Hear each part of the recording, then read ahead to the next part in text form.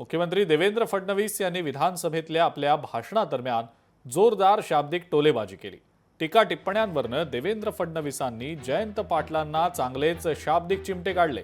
तुम्ही चुकीच्या वेळेला चुकीच्या ठिकाणी चुकीच्या गोष्टी सांगता असं मुख्यमंत्री म्हणाले।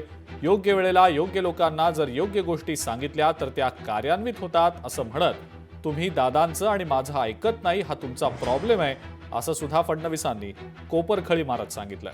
तर राज्यपालांच्या भाषणामध्ये सर्वांनी सहभाग घेतला, परंतु नानाभाऊंनी सहभाग का घेतला नाही? काँग्रेसनं नानाभाऊंचं नाव इथंही कापलंय का? आमच्या विदर्भाचा आवाज कोणी दाबला तर चालणार नाही असा टोला सुद्धा मुख्यमंत्री फडणवीसांनी लगावला। प्रॉब्लेमच तो आहे की तुम्ही जयंतराव तुमचा प्रॉब्लेम तुम्ही चुकीच्या वेळी चुकीच्या ठिकाणी राहता आणि चुकीच्या गोष्टी सांगता। योग्य गोष्टी योग्य लोकांसोबत योग्य वेळी सांगितल्या तर त्या कार्यान्वित होतात।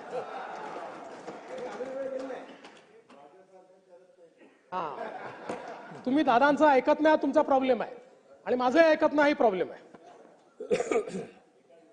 तर जयंतराव सारख्या नेत्यांनी तरी राज्यात येणाऱ्या गुंतवणुकीवर शंका उपस्थित करू नये। आमचे रोहित दादा वगैरे ठीक आहेत, त्यांनी केली तरी चालू शकतं, ते तुलनेनं तरुण आहेत, म्हणजे ते काही अनभिज्ञात असं नाही, तुलनेनं तरुण आहेत, त्याच्यामुळे तरुण माणसांनी केलं वरुणनी केलं चालू शकतं। पण तुम्ही तरी माननीय राज्यपालांनी त्या ठिकाणी आपल्याला मार्गदर्शन केलं आहे आणि मला याही गोष्टीचा आनंद आहे की सभागृहातल्या जवळपास 17.36% एवढ्या सदस्यांनी या चर्चेमध्ये भाग घेतला। फक्त आमच्या नानाभाऊंनी का घेतला नाही?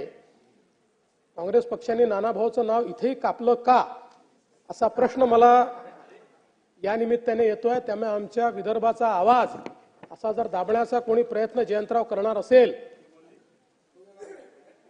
नाही असं नाही आहे, नानाभाऊ एक बुलंद आवाज आहे, असं कसं झालं? तुम्ही एकतर ते 3-4 दिवस रंगबिरंगी कपडे घालून येत होते, त्यामुळे मला वाटलं आता नानाभाऊ जरा दुसऱ्या माहोलमध्ये आले आहेत, पण आज पुन्हा ते आपला पांढरे कपडे या ठिकाणी घालून आले।